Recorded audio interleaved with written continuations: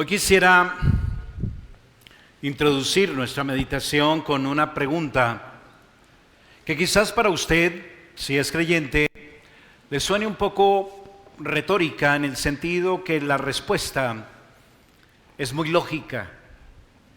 Y es, ¿qué es lo que a usted lo hace temblar más de miedo? Si preguntáramos y lanzáramos esa misma pregunta al mundo en general, escucharíamos muchas respuestas. Algunos dirían, no, yo le tengo temor a las arañas. Otro diría, tengo temor a perder mi empleo. Otro diría, tengo temor a una enfermedad incurable. Otro diría, tengo temor que un hijo mío se le diagnostique una enfermedad y se empiece a apagar poco a poco hasta que muera. Muchas cosas asaltan nuestra tranquilidad y nos pueden llenar de temor, de terror. La incertidumbre del futuro, el exponernos a una fuerte persecución como creyentes, la posibilidad de perder la libertad, quizás también es un temor que asalte nuestras almas. Y en Apocalipsis capítulo 6, que leíamos hace un momento, se nos presenta esa visión impresionante que ya usted y yo, la mayoría por lo menos de los que estamos aquí, hemos recibido acerca de los 4 jinetes del Apocalipsis. 4 jinetes que traen grandes males sobre el mundo entero. Guerra, hambre, enfermedad, muerte. Pero en medio de ese escenario aterrador para muchos, se nos muestra que el temor no puede ser paralizante para el verdadero creyente, sino que más bien debe ser un elemento, una virtud si quiere, de su carácter cristiano, donde ese temor constantemente lo está llevando a una fe y práctica cristiana cada vez más victoriosa. ¿Sabe usted de ese temor? ¿Cultiva ese temor en su alma y en su corazón día a día? Hoy vamos a explorar cómo el temor puede ser un impulso para nuestra fe y nuestra victoria en Cristo. Veremos 3 temas. Aprenderemos que temer nos hace aprender a confiar en Dios, a depender totalmente de su soberanía. También aprenderemos que temer nos lleva a querer ser mártires, en el sentido bíblico, sufrir, morir, negarnos a nosotros mismos. Y aprenderemos también que el temor es lo que nos hará vencedores como creyentes. Le invito, querido hermano, amigo, a que juntos descubramos a la luz de este capítulo 6 cómo el temor debe ser cultivado en nuestra alma y se convierte en un gran instrumento para consagrarnos a Dios y llegar a ser vencedores como Cristo quiere de su iglesia. Vamos a llamar nuestra meditación de esta mañana precisamente el temor que nos hace vencedores. Y vamos a meditar bajo 3 enunciados. En primer lugar, temamos para aprender a confiar. Temamos para aprender a confiar. Segundo, temamos para aprender a ser mártires. Y por último, temamos para ser vencedores. Temer para aprender a confiar, temer para ser mártires y temer para llegar a ser vencedores. Vamos con el primer aspecto, temer para aprender a confiar. El capítulo 6 nos presenta al Señor Jesús, como ya hemos visto, abriendo los primeros 4 sellos del rollo que recibió de la mano del Padre que estaba sentado en el trono. Y al abrirlos deja ante nuestra vista un cuadro impactante, ¿recuerda? Sí, es un cuadro impactante porque es Cristo mismo el que recibe el rollo, quien da la largada a 4 caballos con sus respectivos jinetes, trayendo gran cantidad de males sobre la tierra. La obra que cada uno de estos jinetes viene a cumplir nos habla de lo que usted y yo, como sabemos, podemos esperar de esta vida, de este mundo. La experiencia que vamos a enfrentar en estos últimos tiempos, los cuales abarcan todo el periodo comprendido, recuerde, desde la primera venida al mundo del Señor Jesús hasta su segunda venida. Es decir, querido hermano, hermana, amigo, que los jinetes de Apocalipsis, bajo la autoridad de Jesucristo, ya empezaron a cabalgar en medio de este mundo. Sí, ya empezaron a cabalgar. Y a su paso van dejando un rastro de opresión e injusticia, como el caballo blanco, de guerra y conflicto, como el caballo bermejo, de escasez y mucha muerte, mediante la espada, el hambre, la enfermedad. Y de acuerdo con esto,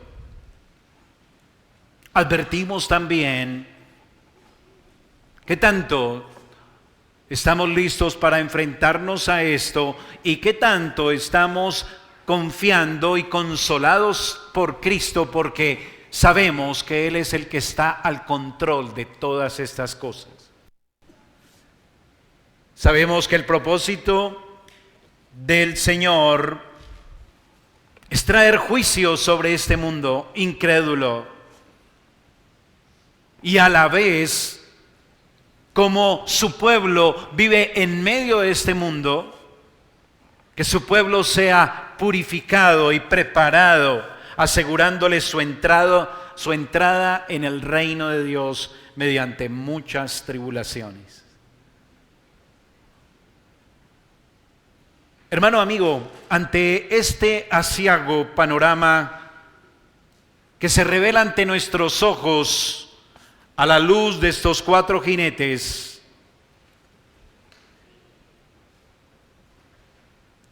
que yo creo somos conscientes de que es una realidad, no solo porque lo dice la Escritura, sino porque también ya lo estamos viendo e incluso viviendo en carne propia. ¿Qué se espera de usted al permitirle saber estas cosas? Hermano, amigo, yo quiero preguntarle, ¿cómo va a responder usted ante el conocimiento de estas cosas? De eso que va a ocurrir a la luz de estos 4 jinetes. Mire el capítulo 1, versículo 3. Bienaventurado el que lee y los que oyen las palabras de esta profecía y guardan las cosas en ella escritas, porque el tiempo está cerca. Así que se espera que haya un efecto por conocer estas cosas. ¿Es así o no es así? Y la pregunta es, ¿qué efecto está causando en su vida? ¿Cómo está respondiendo usted a estas cosas? ¿Me comunico? Se supone que debe ser para beneficio de su alma. ¿Cómo puede ser un beneficio, por ejemplo? Y esto me lleva al primer aspecto a tratar bajo este primer enunciado. Respondamos con temor ante la soberanía de Dios. Respondamos con temor y temblor ante la soberanía de Dios. Es Cristo el que tiene toda autoridad, el que Dios le dio toda potestad en el cielo y en la tierra, el que decide dar la largada a estos 4 jinetes que traen conflicto, guerra, muerte, abusos, enfermedad. El mensaje de Apocalipsis es pertinente para toda generación, en cualquier circunstancia y tiempo. Bienaventurado el que lee y el que oye las palabras de esta profecía. Es bueno y útil para usted, amigo, que aún no es creyente. Y digo creyente bíblico, porque usted puede decir sí, no, yo sí soy creyente. No, creyente bíblico. Debe ser bueno y útil para usted, amigo, amiga. Y para usted también, mi querido hermano, que ha dado pasos de fe y se esfuerza en la gracia para dar evidencias creíbles de ser un discípulo de Cristo. Así que quiero empezar por exhortar a cada uno de ustedes, a la luz de nuestro texto, a cultivar el gran temor que Dios quiere que abriguemos en nuestros corazones.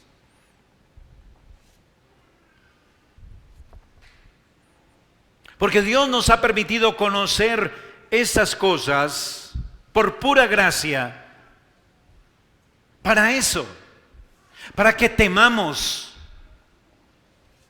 Y quiero invitarle a que vaya a su Biblia, a la carta del apóstol Pablo a los Romanos, capítulo 3,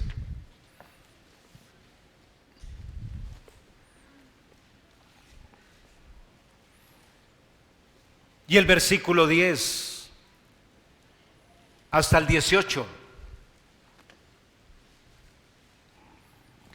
En esta porción, hermano y amigo, los que están familiarizados con ella recordarán también que el autor inspirado, haciendo uso de la revelación divina del Antiguo Testamento, nos presenta una semblanza del corazón caído, del corazón humano en su estado natural caído. Como llega a este mundo sin Dios y sin ley. Y en ese retrato se nos dibujan los rasgos más sobresalientes del alma incrédula. Y quiero que pose sus ojos de manera cuidadosa con lo que dice el versículo 18. No hay temor de Dios delante de sus ojos. ¿Sí lo vio? No hay temor de Dios delante de sus ojos. Así que desde ya lo invito a que usted despierte un poco si es que está no dormido físicamente hablando, aunque también, si acaso, pero sí distraído en medio de este mundo por tantas cosas en las que nos ocupamos y vivimos. Despierte, porque aquí dice que una de las características del incrédulo, y déjeme ponerlo en estos términos, de un verdadero incrédulo, es que no hay temor de Dios en él. Así que si esto que Apocalipsis nos está mostrando no está generando en usted un santo temor reverente, que se encienda una luz roja. Porque de pronto a usted le parece muy excitante el Apocalipsis, muy interesante, muy profundo, muy no sé qué, muy esto y lo otro, pero se está llenando de asombro su alma para llenarse de temor reverente cada vez que usted escucha las palabras de esta profecía. El incrédulo no tiene temor de Dios delante de sus ojos. Y no quiero parecer en este sermón melodramático, ni cosa por el estilo. Tampoco quiero sonar intimidante. Sin embargo, este capítulo, el capítulo 6 de Apocalipsis, tiene un mensaje dirigido a llenarnos de asombro de la gloria de Dios en ejercicio de su soberanía, que debe llevarnos a un santo temor y temblor. Sí, temor y temblor, y vaya apuntando eso. Y si usted se mantiene poco afectado o indiferente, despreocupado por su alma, a pesar de conocer y oír las palabras de esta profecía, pues yo le digo, tema por no temer. Tema porque su alma, si no teme, es porque está muerta en delitos y pecados. Porque no hay temor de Dios delante de los ojos del incrédulo.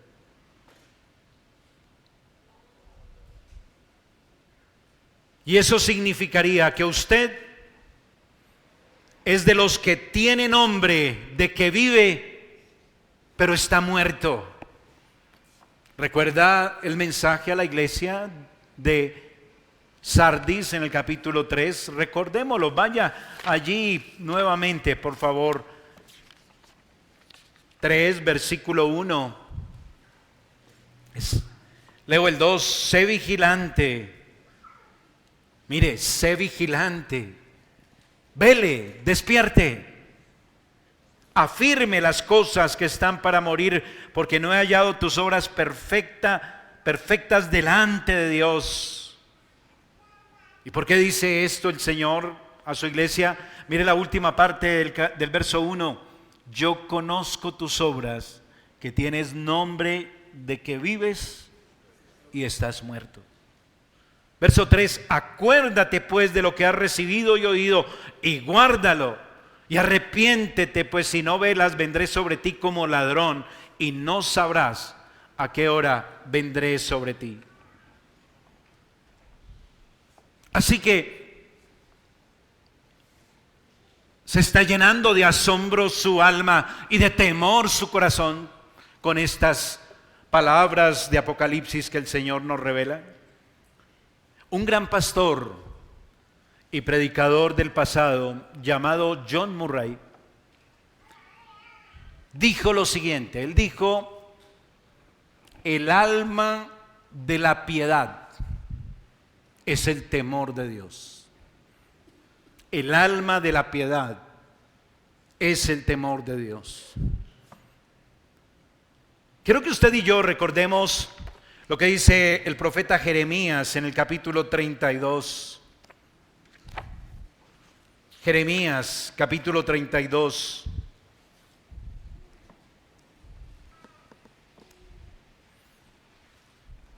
Versículo 39 y 40. Vaya a su Biblia impresa o la de los millennials.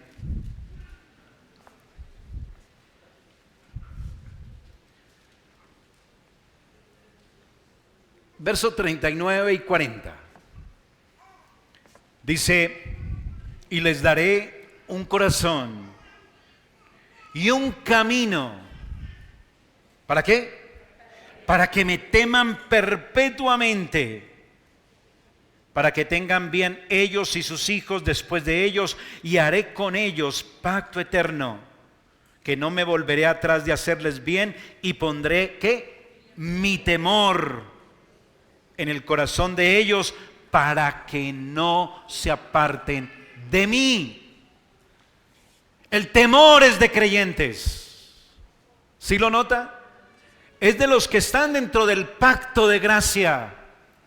Porque es que, ¿qué dijimos del incrédulo? no hay temor delante de sus ojos. Pero el creyente debe estar lleno de ese temor. ¿Me comunico? Así que respondamos con temor ante la soberanía del Señor, desplegando sus males sobre la tierra, como nos muestran los primeros 8 versículos. Y lo segundo aquí es: temamos confiados ante la soberanía del Señor. ¿Tiene usted confianza en la soberanía del Señor Jesús, que es el que ahora tiene en su mano el rollo y es el que tiene en su mano el destino de todos los seres humanos sobre la tierra?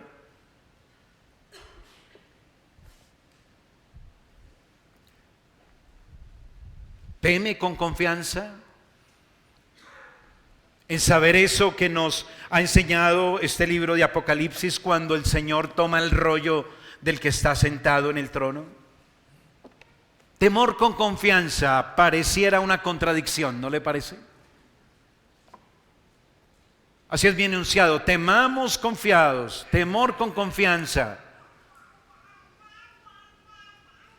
Pero esta aparente contradicción más bien es una manera de reafirmar, de remarcar la fe del creyente en Cristo como Señor soberano de su vida.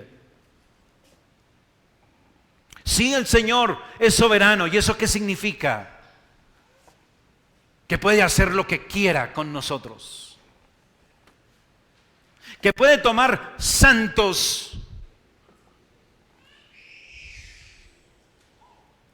que cerraron bocas de leones, que fueron aserrados, de los que el mundo no es digno, y Dios, el Señor Jesús, los tomó para que los volvieran pedazos, los mutilaran delante de sus seres queridos. Sí, eso es creer en la soberanía de Cristo.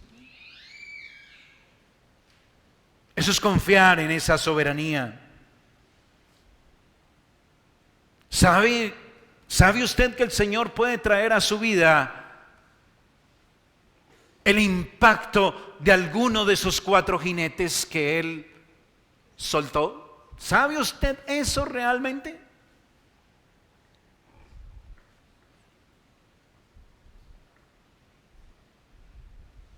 Abusos, conflictos, enfermedad, muerte, escasez. Es fácil confesar que Dios es soberano, decir amén, sí, Él tiene control sobre nuestro destino. Y otra cosa muy distinta es mantenernos firmes en la piedad, con perfecta confianza y contentamiento, por temor reverente, cuando la prueba de abusos, de maltratos, de conflictos, de escasez, de enfermedad y muerte tocan a nuestra puerta. Es diferente, porque usted se mantendrá fiel cuando esto ocurra. Confiará con temor ante la soberanía del Señor, que decidió tocar a su puerta con eso.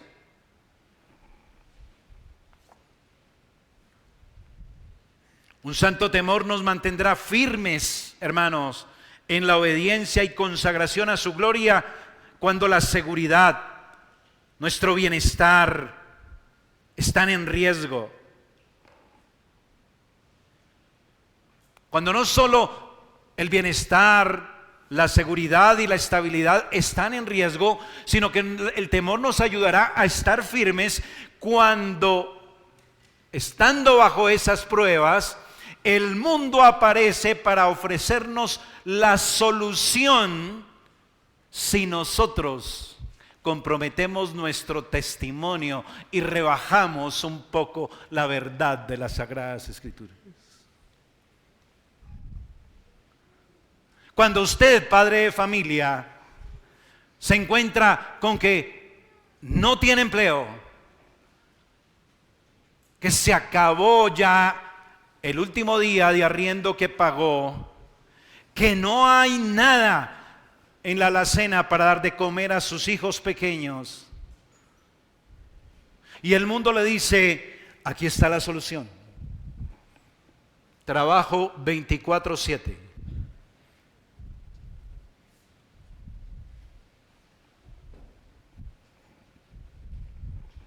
¿Ve el punto?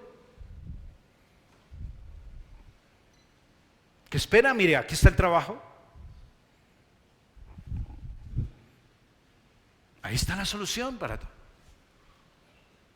¿Y qué dice el Señor? ¿Que debo consagrarme a hacer ladrillos para Faraón? No es cierto. Solo el temor reverente nos mantendrá firmes, sin traicionar nuestra fe, sin comprometer nuestro testimonio. ¿Qué nos sostendrá para estar dispuestos a sufrir a la altura de los fieles discípulos de Cristo como verdaderos mártires? Y eso me lleva al segundo punto: temamos para aprender a ser mártires. Temamos para aprender a ser mártires. Porque usted fácilmente rebaja las demandas de Cristo para su comodidad, para su beneficio, para su bienestar. ¿O no?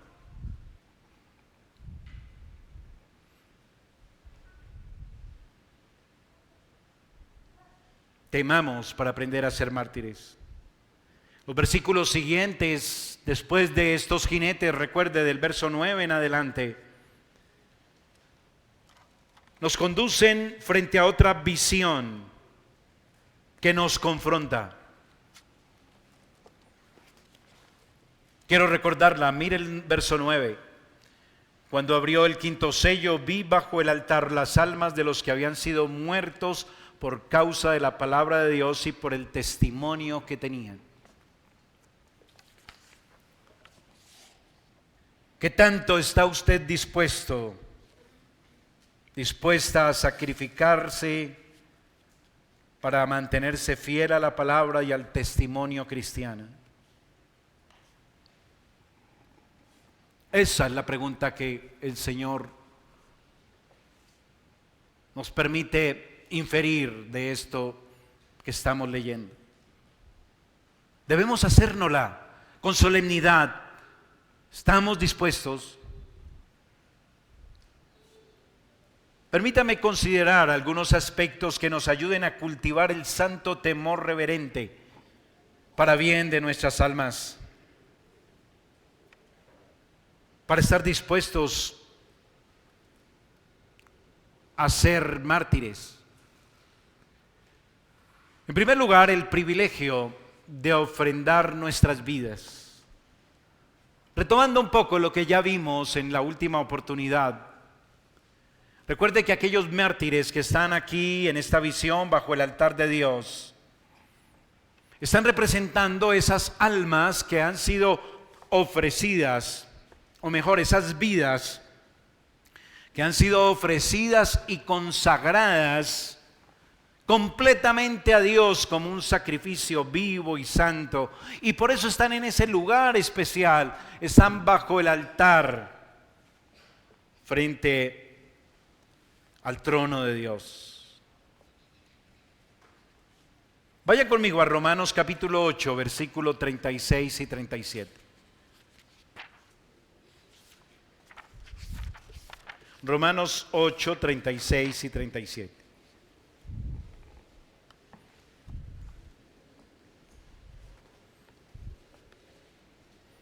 Como está escrito, por causa de ti somos ¿qué? Muertos todo el tiempo. Somos contados como ovejas de matadero. En todas estas cosas somos más que vencedores por medio de aquel que nos amó. Ahí están los vencedores, ¿recuerdan de todo el capítulo 2 y 3?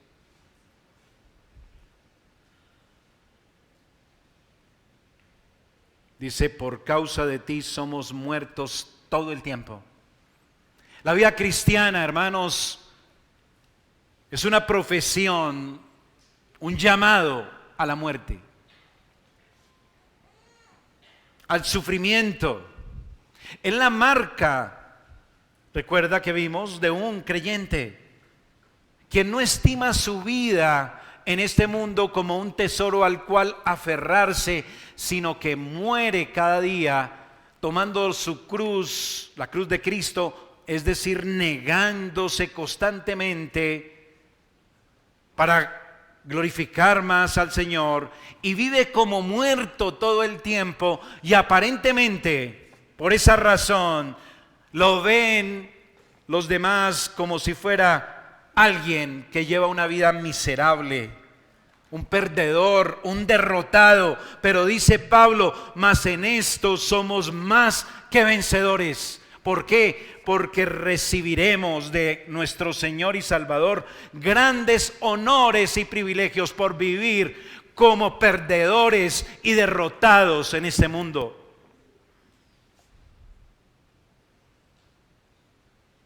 Nuestro martirio nos promueve a las alturas de las cortes celestiales del versículo 9 de Apocalipsis 6. Vi las almas de los muertos por causa de la palabra y el testimonio debajo del altar. ¿No le inspira? ¿No le anima? ¿No le da santo temor?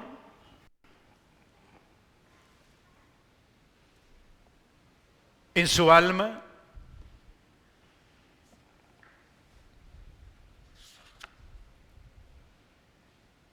Mire cómo dice Juan la condición de esas almas tan privilegiadas. Verso 11 del capítulo 6 de Apocalipsis.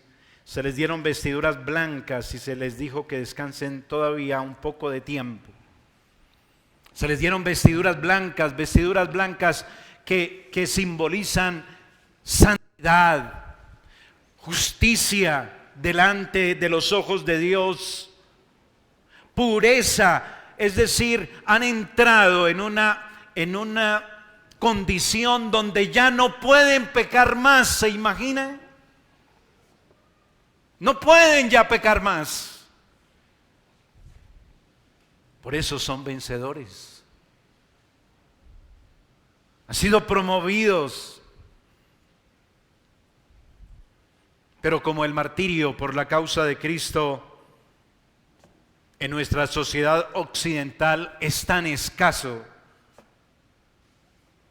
nos falta cultivar el temor, hermanos, suficiente para que estas cosas realmente nos inspiren y nos muevan más a vivir como muertos cada día. ¿Ve el punto? Porque aquí en Occidente la pasamos chévere. En serio, los cristianos la pasamos muy bien. Y usted dirá, de pastor, ¿en qué mundo vivirá?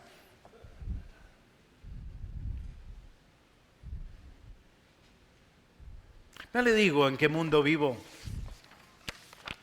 Vaya a Hebreos capítulo 11, por favor.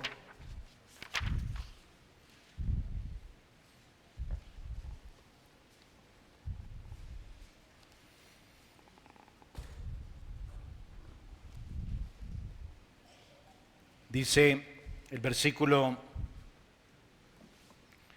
36,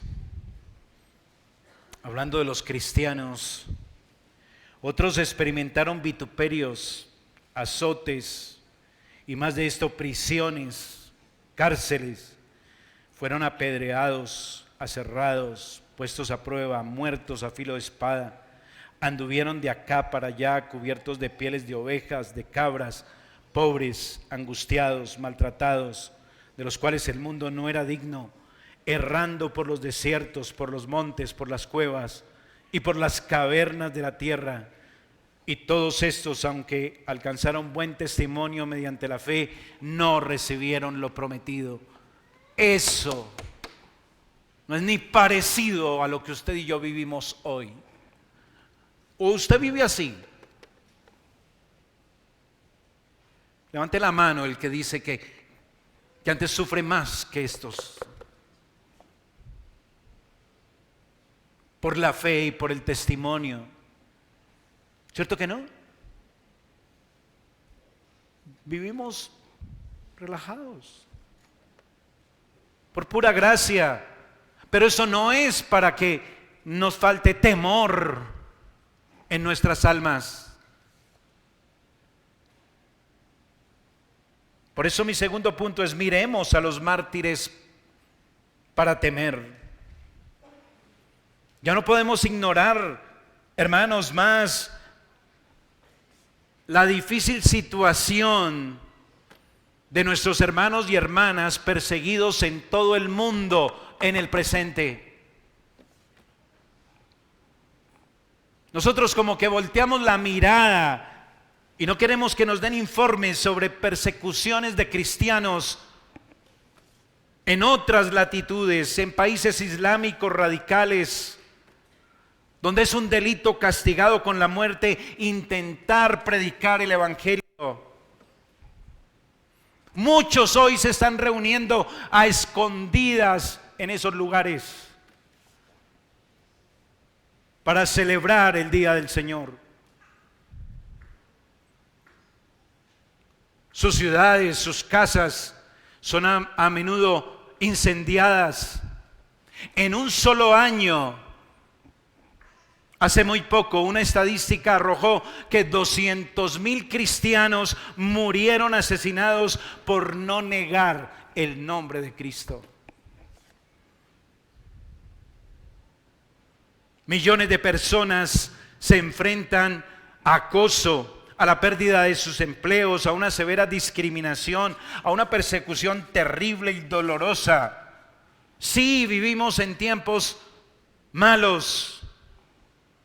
Y hablar de esto quizás a algunos solamente nos inspira lástima y decimos: pobrecitos esos cristianos de esas latitudes, la están pasando tan mal. Pero ¿sabe una cosa? Ellos están sintiendo lástima por nosotros,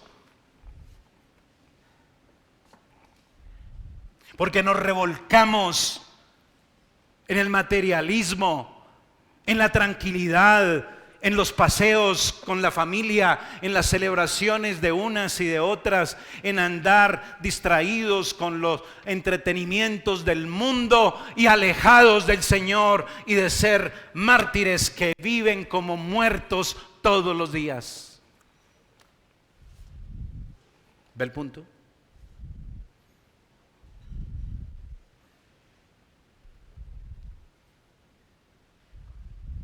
¿Quién merece más lástima? ¿Ellos o nosotros? Es una buena pregunta. Estamos lejos de vivir como muertos todo el tiempo por la palabra del Señor y su testimonio. Temamos, hermanos. Temamos el vivir tan tranquilamente.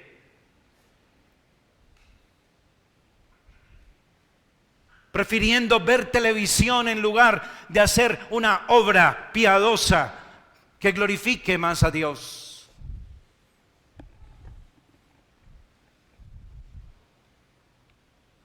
Temamos distraernos tanto con el asunto familiar, con los paseos, con esto, con lo otro, cuando podemos estar haciendo más por la causa y el reino, no importa lo que nos cueste.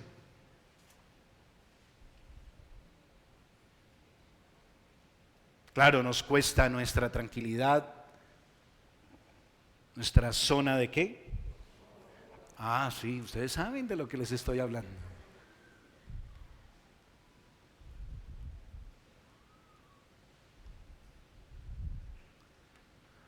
Vámonos al último punto, tercero, temamos, para ser vencedores.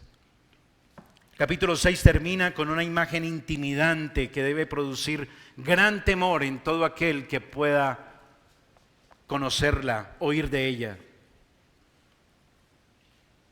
Y en primer lugar, temamos el día del juicio divino.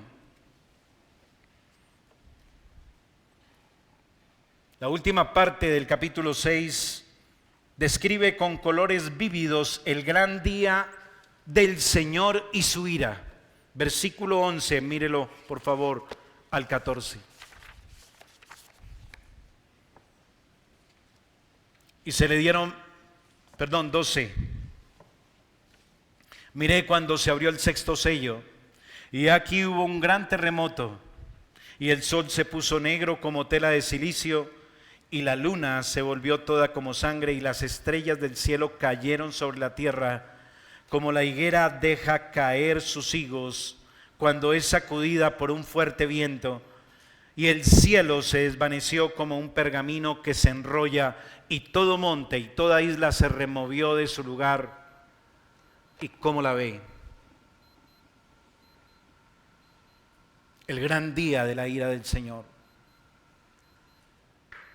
Podríamos invertir mucho tiempo en cada detalle descrito en esta porción y podría distraerlos, por qué no decirlo, hablándoles de la segunda ley de la termodinámica y cómo se aplica la entropía para el envejecimiento del cosmos y cómo la estrella llamada Sol se va a convertir poco a poco en una enana blanca y va a dejar de brillar y todo se va a oscurecer. Porque eso dicen los científicos. Y también les puedo decir que vendrán grandes cataclismos y grandes sismos y que si ve los tsunamis y esto y lo otro y puedo describirle entonces cómo se lleva el mar, los pueblos enteros, etcétera, etcétera. O puedo, como otros intérpretes de Apocalipsis, decir que las estrellas que caen del cielo son los misiles que las grandes potencias van a finalmente enviar para la última guerra mundial y esto y lo otro, y algunos abrirán los ojos. ¡Ay, qué sabiduría del pastor! Y no, qué cosa terrible.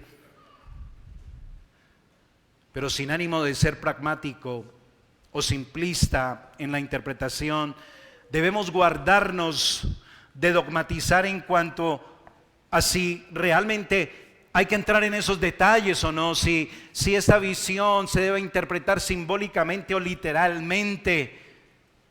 Creo que es posible más bien una interpretación mixta, pero aún así la certeza en cuanto a cómo va a suceder cada detalle no lo sabemos, y lo más sabio que le puedo decir para que usted salga de toda duda es que debemos esperar que llegue ese día para ver cómo es que van a pasar las cosas, y ahí sí sabremos si esto era literal o simbólico.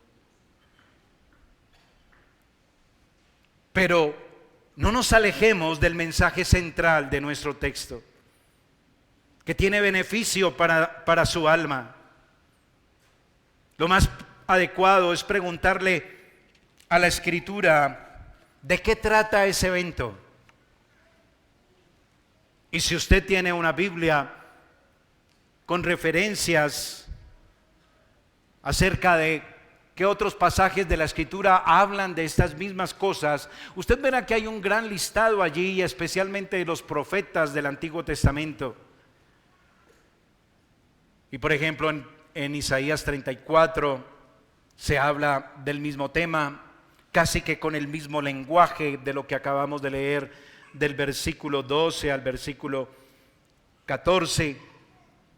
Y en Joel 2:31, por ejemplo, dice: el sol se convertirá en tinieblas, la luna en sangre antes de la venida del día grande y terrible del Señor. Eso es lo que nos importa. Que lo que nos está hablando Apocalipsis es acerca del gran día de la ira de Dios que vendrá para juzgar a todo el mundo y dar a cada cual según su obra. Así que temamos no poder sostenernos delante de Dios en el día de su ira. ¿Usted ha considerado lo que eso implica y significa?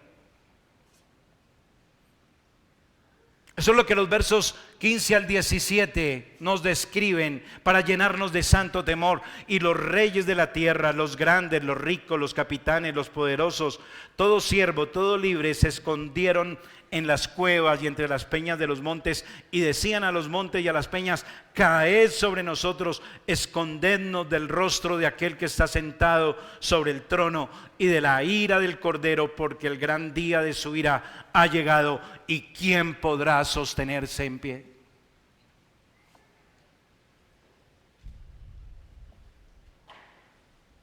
¿Quién podrá sostenerse en pie?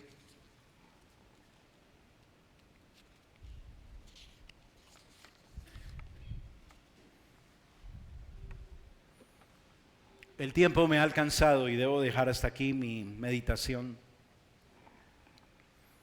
Pero ya podemos llegar a una conclusión.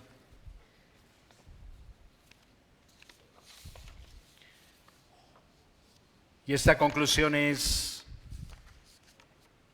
¿está usted listo para enfrentarse a la ira de Dios?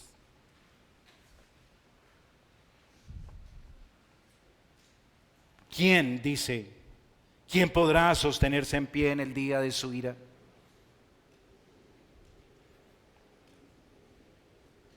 Y para saber la respuesta, tendremos que esperar unas semanas hasta llegar al versículo 10 del siguiente capítulo. Mire el versículo 10 del capítulo 7.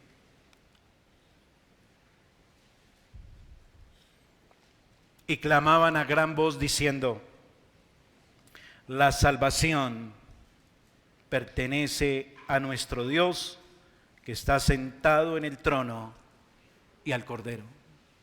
El único camino, la única posibilidad de mantenernos en pie delante del Señor en el día de su ira es la salvación que el mismo Cristo ofrece, el mismo Cordero que va a desatar toda su justa ira sobre usted si no se ha convertido. Ese mismo Cristo hoy le dice que si se arrepiente y cree, si abraza por la fe su sacrificio, si somete su vida a Él es el único que podrá salvarle. Él es el único que le podrá hacer que usted se mantenga en pie en ese día delante de Dios, porque es el Cordero inmolado el que da satisfacción plena a la justa ira del Padre por todos nuestros pecados. Y por eso, amigo, amiga, joven, arrepiéntase y crea.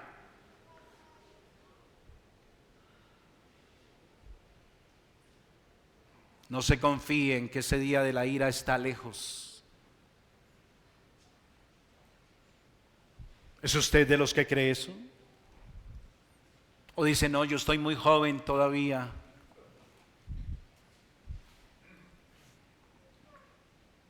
Arrepiéntase y crea. Solo Cristo, el Cordero, puede salvarle. Y hermano, exhortémonos los unos a los otros a perseverar en nuestra fe y a ocuparnos en nuestra salvación. ¿Con qué? Con temor y temblor, para que no llegue el día de la ira y el Señor nos diga: apartaos de mí. Y usted diga: Señor, pero yo iba a la iglesia bautista Gracia Soberana. Señor, yo no falté ningún día. Señor, yo tomaba la Santa Cena con mis hermanos. Pero nos estamos ocupando en nuestra salvación con temor y temblor, y vivimos como muertos. ¿Cuándo? ¿Cuándo debemos vivir como muertos? ¿En el día del Señor? Todos los días. Porque el temor, recuerde, es el alma ¿de qué? El temor es el alma ¿de qué? De la piedad. Y el temor nos dará cada vez una mayor inspiración para aprender a confiar en medio de la soberanía de Cristo cuando Él quiera que sus jinetes nos toquen. Y el temor nos ayudará a aprender a ser mártires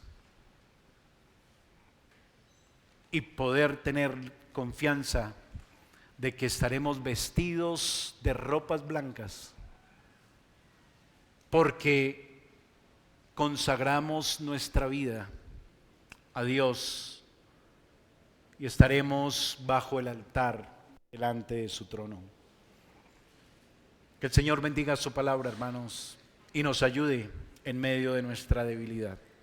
Oremos. Padre, perdónanos, Señor, porque no te tememos como debiéramos. Perdónanos, Señor, porque aún estamos tan a gusto en nuestra despreocupación, en nuestro disfrute de las cosas de este mundo temporal, que no estamos mostrando un temor reverente. Señor, perdónanos porque no cuidamos ni nos ocupamos de nuestra salvación con temor y temblor. Ayúdanos, Señor, a mortificar nuestro pecado. Danos el don del arrepentimiento, oh Dios, para vivir como aquellos de los que el mundo no era digno.